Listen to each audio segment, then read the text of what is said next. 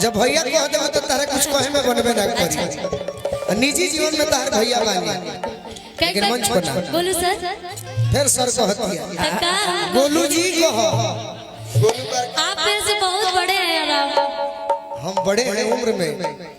मंच पर किसी भी कलाकार को भैया नहीं बोलना चाहिए, सर नहीं बोलना चाहिए। गोलू जी कहबू, गोलू कहबू तब न तोरा मनवा में कुछ आई कि खातिर कुछ कही आ तब न लोगवा के मजा आई। काहे के बा कि पिया बा करिया बा रामा और फेंके रोज थरिया बा रामा। बहुत सुंदर निखरा आ पिया बा करिया बा रामा आ फेंके रोज थरिया बा रामा। लड़कियां कहतिया बड़ी दुखी बिया तो लहरा लगावेले गोतिनिया हो ननदिया खेलनी। ओके कोई गाना सुन ले बड़ू। कौन आहा कौन हो रहे हो?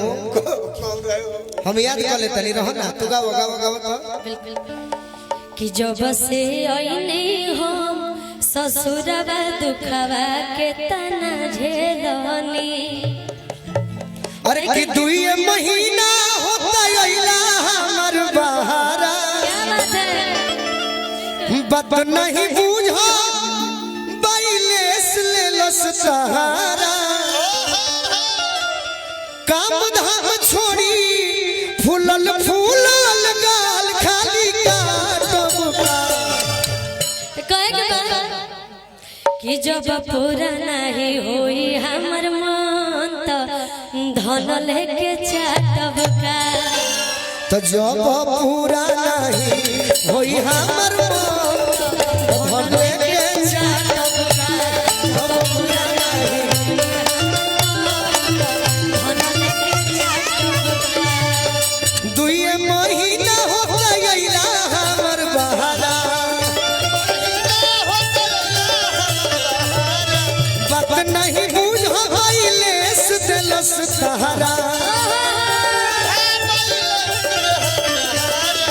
काम धाम छोड़ी फूलल फूलल गाल खाली काटब का।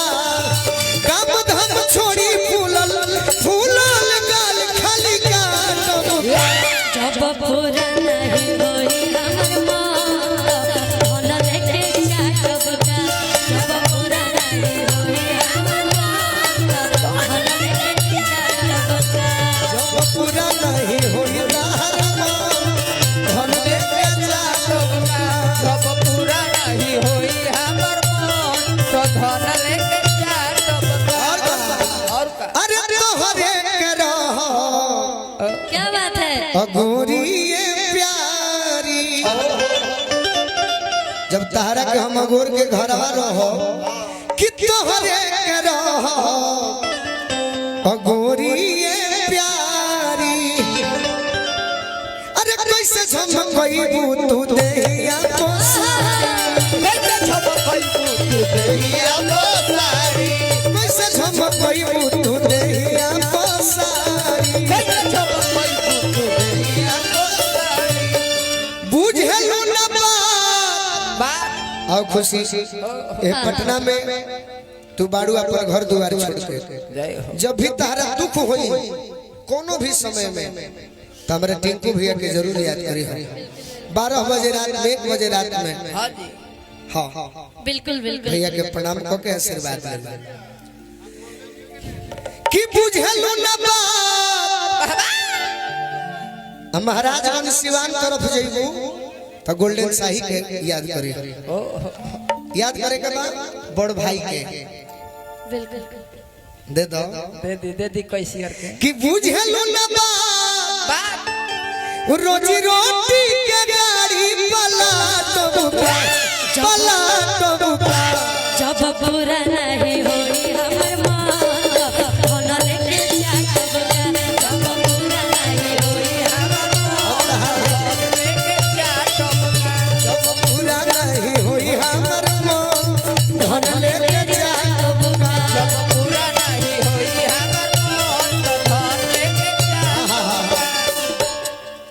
कुछ अपना मन से कही तो हमरा जोरे जो गोलू हां अच्छा रहा कि पियावा कोरियावा आ फेके रोज थोरियावा रामा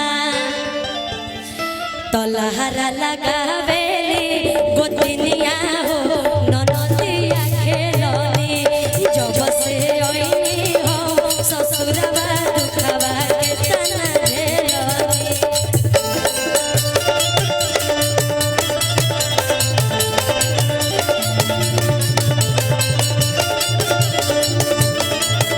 ये खुशी अच्छा हाँ तर तभी बियाह नहीं केनु भइल ना 2-4 साल देख ना ना अभी बहुत टाइम है माने 10 साल हाँ तो 10 साल में बियाह होई नु हाँ तो अपना बोलमुआ के एगो बात सिखा दे का बताइए झूठो के खोलल दिलवा के भकेंसी राजा जी झूठो के खोलल दिलवा के भकेंसी राजा जी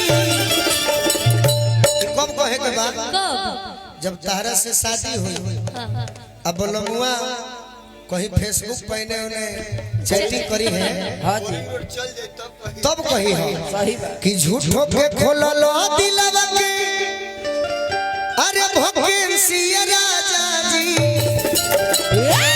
बाकी इमरजेंसी में यही है गावे बीबी लाइसेंस राजा जी इमरजेंसी में यही है गावे लहरा लगावेली गोपिया हो नदिया के लहरा लगावेली गोपिया हो